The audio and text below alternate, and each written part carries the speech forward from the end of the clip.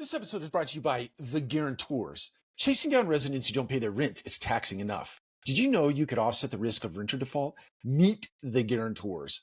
They'll requalify your applicants and insure their rent. If the resident doesn't pay, you still get paid. Visit theguarantors.com/multifamily today. Into another episode of the Multifamily Collective. This is really officially day 2 of NMHC, but I've been here since Sunday, so let's call it day 3 for me. But I have participated in several very interesting meetings, mostly as it relates to what seems to be the upcoming unlocking of deal activity. And I think we're still, at least from what I gathered, we're still some number of quarters away from that actually happening.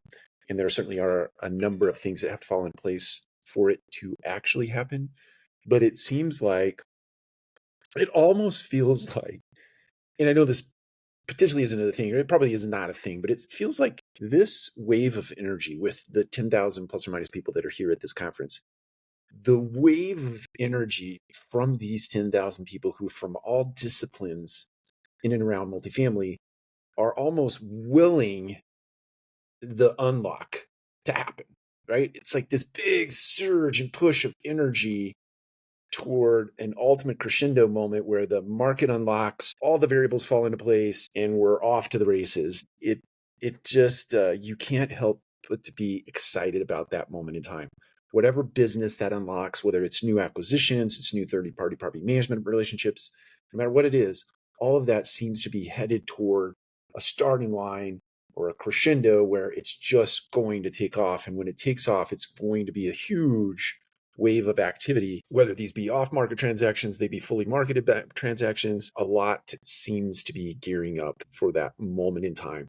And I think what it brings to mind for me, and this is not a novel thought, this is something we were thinking about a year ago or 2 years ago, putting your infrastructure in place, making sure that your infrastructure is in place to handle this next wave of activity, making sure that you are making the investments today in infrastructure. And I call them investments on purpose because some individuals might look at this as like, I'm spending money and I'm not getting a return for it. And it's going to be some time before I get a return for it. So we're looking at a classic ROI calculation. And I think that these investments that you're making today, that you can't calculate returns on these things.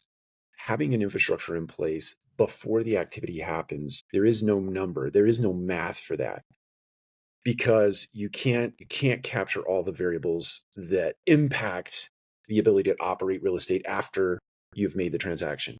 Being able to throw things over your shoulder to an operational entity, whether it be in a third-party relationship or it be internal to your own company, being able to just throw them over your shoulder, trusting that that particular team is going to make that asset function and operate gives you the opportunity to keep a focus ahead, right? To keep your eye on the ball as it relates to accumulating assets.